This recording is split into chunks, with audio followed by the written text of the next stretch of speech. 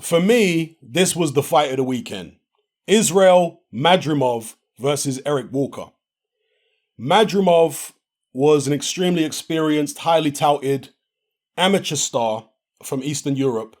And as with many of these very experienced amateur stars from that part of the world, as he's turned professional, he's looking to move very, very quickly indeed. He's currently just 6-0 with 5 KOs, but I believe they're putting him in a world title eliminator next. So, or is he actually fighting for the world title next? I forget. They did say on the broadcast. But they're looking to move him very fast because of the experience he had in the amateurs. Now, his opponent, Eric Walker, couldn't be more different. Eric Walker learned to fight or learned to box in prison.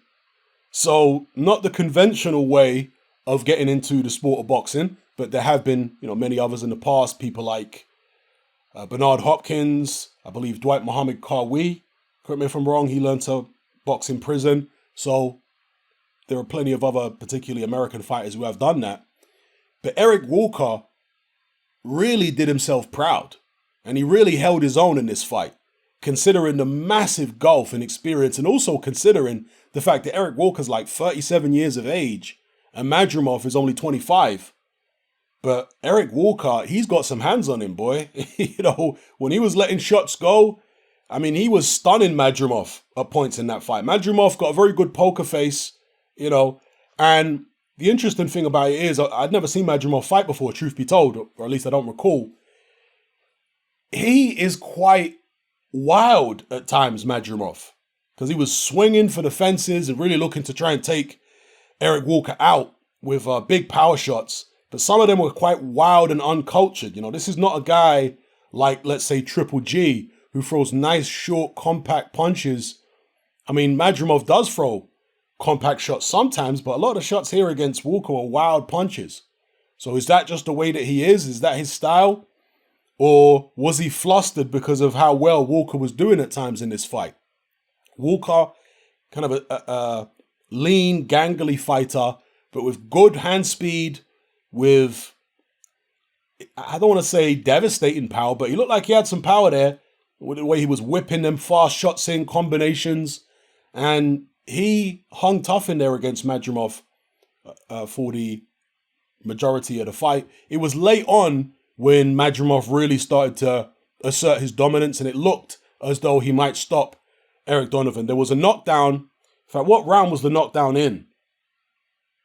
Well, there was 2 knockdowns, but there was one knockdown midway through the fight, maybe around the 8th round, which wasn't counted as a knockdown because the referee said that after Madrimov landed this big left hook, he kind of shoulder tackled Eric Walker to the canvas. And to be honest, I can kind of see what the referee's talking about, but it's 50-50. It's touch and go. If the ref had called that a knockdown, I wouldn't have complained. But the fact that he said it wasn't a knockdown, I also can't complain too tough as well, because he did shove him with the shoulder after hitting him with the hook. I know it wasn't intentional. It's just because he leapt forward into the hook and his momentum was rolling forward and he couldn't stop himself and he ended up shoulder charging him into the canvas. So yeah, that was touch and go. But from that moment, really, that's where Madrimov really started to dominate the fight, because prior to that, it was real competitive. And Eric Walker was very, very stubborn indeed. I hope I haven't been calling him Eric Donovan, because the previous video I did was Alpha Barrett fought. His opponent was called Eric Donovan. This guy's called Eric Walker. So if I've said Eric Donovan in this video, excuse me. Never seen Eric Walker fight before, but yeah, he looked to have a decent amount of talent there. Kind of a shame that he picked up the sport of boxing so late, because now he's 37, learned to box in prison. If this was something he'd taken up when he was a youngster and maybe he'd avoided going behind bars, he might have done something in the sport of boxing. And perhaps it's not too late. Perhaps, given the performance he put up here against Madrimov, maybe he can still do something. Maybe he can at least get a payday or challenge for a world title at some stage. We'll see. But Madrimov, you can see the talent there. Okay, he does throw good shots a lot of the time, but he can get wild as well. He's got a chin on him. He's got a good poker face. He's obviously very physically fit. but still quite rough around the edges.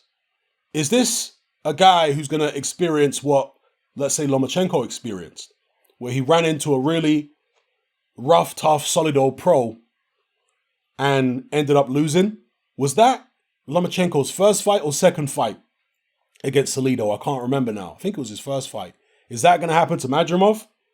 Or is he going to go more down the Artur Beterbiev route, where, yes, he has a few rocky moments early on in his career, but generally speaking, he is moved quickly, but over a long period of time.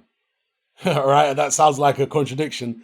I mean, move quickly in the sense that he doesn't have a lot of fights, but they're taking several years to maneuver him into world title contention versus having loads and loads of fights, right? And doing it that way. Because, of course, if you have loads and loads of fights, yes, you're building up experience, but there's also more chance, if you're doing it in a steady fashion, there's more chance for slip-ups. Whereas if you are that experienced, like a Beterbiev or a Madrimov, and you take your time maybe sparring in the gym, getting more accustomed to the professional way of boxing, don't have that many fights, but just pick the right fights at the right time, you can get to world title contention after what, 10 fights, 12 fights? How many fights did Beterbiev have before he challenged for the world title? I don't think it was that many, was it? Anyway, let me know what you guys think in the comment section below. Israil Madrimov versus Eric Walker. I thought it was the fight of the weekend. Tremendously entertaining. Both guys swinging for the fences, trying to take each other's heads off. And props to Eric Walker as a guy with far less experience and an older guy who's pushing 40 now against a young bull like Madrimov. He really held his own up until, I want to say, maybe the 8th round, second half of the fight, where Madrimov took over. So how far can Madrimov go? Especially you guys who've seen him fight multiple times in the past. How far do you think he can go? And do you think that this Walker fight made him look bad? Or do you think it was just a really, really tough, awkward opponent? And what improvements do you think Madrimov needs to make? And how far do you think he is of world title contention? Can he get up there and challenge for world titles and win them, let's say, within the next 12 months? Let me know what you guys think in the comments. It's happening, I'm out. Join me on Patreon. I upload a minimum of 2 podcasts every single week, covering a wide variety of controversial topics, as well as live stream Q&A sessions. Take a look on screen right now at some of the podcasts I've produced so far. For just $3 a month, the equivalent of about £2 a month, you get access to all my new podcasts and my entire back catalogue of past podcasts, including my popular Confessions of a Nightclub Bouncer series. You can listen on your computer or on your smartphone or tablet by downloading the Patreon app from the Google Play Store or the App Store for free. The Patreon app also allows you to download each podcast in MP3. For less than the price of a cup of coffee, you get access to dozens of hours of exclusive content. It's easy to sign up, there's no contract, and you can cancel at any time. So come and join our community of free and critical thinkers by signing up with me here on Patreon today.